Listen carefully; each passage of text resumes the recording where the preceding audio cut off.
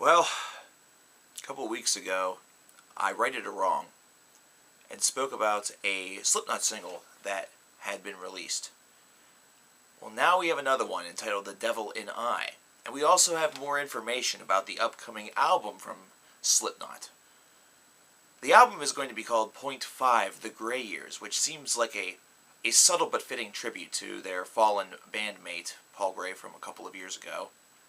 And the release date is right now tentatively slated for October the 28th. I felt the need to speak about this song as well as the negative one, which came out a couple weeks ago, mainly because the negative one was meant to be an online-only single. This is the single that is going to be sent to the radio. This is the first official radio single from Point Five: The Grey Years. This is important to note. This is important to remember. It will influence this review slightly. It is on the test. My name is coverkillernation. Let's talk about this. So there has been a lot of people that have wondered what this album is going to sound like, and with the negative one, they kind of got a bit of a response to that. They got a bit of information, and that's certainly a good thing. That's certainly something that has provided a lot of you, just through my words and then seeing the video, seem to have a lot more calm in approach to this album, feeling as though the band is more focused. There's going to be a lot of the old style Slipknot feel to everything. Now let's see how we feel after The Devil and I. This track is nearly 6 minutes in length. This is one that is that begins with about a minute of introduction, and the main riff, the main idea of this track is established after about 15 seconds. It's established very quickly within, and quite frankly, whenever it comes to makeup of this idea, the 45 seconds that lapse between the 15-second mark and by the time you actually get into any lyrics is definitely a strong point on this album. It's definitely going to point a lot of people into the direction that Slipknot is certainly still capable and very willing to be as heavy as they can be, and are able to function very well as a band of their persuasion. And it's also something that is going to keep all of those people who think that Slipknot is the hardest thing that they hear on the radio feeling that way, considering there are elements here that you're not going to hear in a Five Finger Death Punch song that perhaps you'd only hear really in subtle passing in a Volbeat track. Whenever you get into the lyricism of this track, of The Devil and I, you hear Corey Taylor in very much a very Stone Sour voice for me. In fact, I got a lot of this Stone Sour feeling lyrically and vocally from Corey out of this track.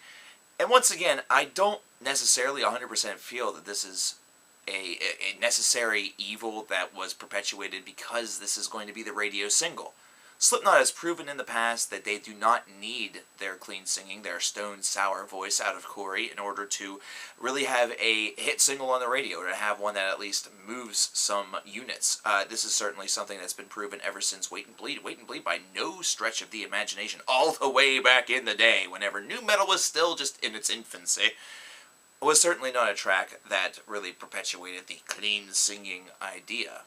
Something that introduced a lot of people to rough and rugged.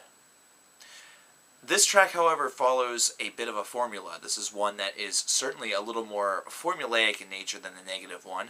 This is a strict verse-chorus structure until we get into a very brief, one would maybe call bridge, either that or perhaps just an after a moment from the second chorus that leads us into a small instrumental piece and leads us right back into the chorus. This is where I feel that radio subtexture really comes in to play a little bit, and I think that's something that can cause a little bit of division among people. There are those who are fans of Slipknot, the maggots, that will listen to this track and immediately feel a secondary sense of relief, feeling that their band has certainly progressed in the right direction and will be really providing them with a killer album based around the two killer tracks that they have heard thus far. There will be also those that will not feel as though they've accomplished very much through this track or really gotten a lot of information through this song based around the fact that it seems almost prime cut to be a radio single, because it does take some safety routes. Musically speaking, it really doesn't. It's not one that gets all of that crazy. However, there are some moments early in the track whenever they're introducing the bass line idea where it can seem as though they have gone a little bit outside of their element, which is not something that's, it should be all that surprising for a band that's been able to really move some mountains. But it also brings upon the skepticism that perhaps this is an element that will be largely cut whenever it hits the radio airwaves. That in order to really impose that time restraint, many aspects of this song will kind of be trimmed down a little bit, and some of the more awesome elements of the first minute that is vocalist may be kind of tampered with a little bit and tempered, and kind of sent right into that vocal of the first verse. I think that for a radio track, a track that is meant to be as a launch point single for this disc, the true launch point single, The Devil and I will certainly do a lot to attract attention. It'll do a lot to bring the maggots back out of the woodwork, which would be really, really funny if they were called the termites, but no such luck.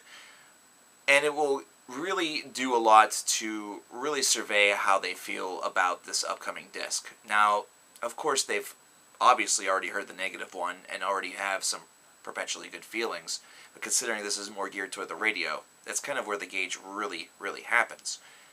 Myself personally, I feel that this is going to be a track that whenever we kind of end the reel of the new Slipknot disc, whenever it does come out on October the 28th, may actually go down as an anthemic track. It may go down as one that will be played a lot at concerts, that will be maybe hotly requested considering its radio presence, because this is going to be one that will overtake your radio dial, believe me. This will have a positive response. I can already foresee it. But in the grand scheme of things, whenever you examine the entire body of the album, I feel like this is going to be one I'm going to look back at as not a highlight. I'm going to, in fact, look at it as probably a weak point, which, considering the fact that it's really not that bad, it's not, setting my world on fire, but it's also not a complete suckfest, that's a prediction that bodes very well for October the 28th. That's a prediction that actually is almost a guarantee of delivery. It's almost a guarantee that this is an album that's really for maggots, for Slipknot fans, and for those that maybe were just casuals that maybe now are just hearing about the fact that they're back, is going to lead to a good album. One that they're going to certainly enjoy, and one that they're certainly going to want. But that's not just what I think, I hope. But if it is, then it is. I want to know what you think. I want to know what the nation feels. I want to know about all of the other randoms that no doubt are viewing this video. I want to know how you feel, the new guys, the people that have just come on board or are now going to be coming on board based around the fact that you have found me. Which if you have, hello. I also want to know what you think that this record is going to sound like, Point 5, The Gray Years. What do you think what are your expectations? What are your feelings? Let me know in the comments below.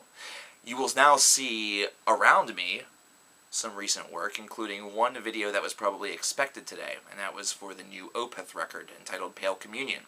For those of you who are viewing this video and are thinking about commenting, where's Pale Communion? I've already done a review of that, and you can view it somewhere around me. Just click the link. I also want to expose some Slipknot fans to some other elements of my work, such as the Accept album that just came out entitled Blind Rage. It's one that you should certainly check out. It's something where it is a little bit more toward metal's roots, and it's certainly something that, if you check it out and listen to it, I feel you will not be disappointed. Finally, and perhaps something that's also down some of your alleys, considering I will also leave a link to the Dragon Force album review for the album that just came out last week, which is also one that I recommend. So leave your comments about the new Slipknot track, and if you are planning on staying, welcome.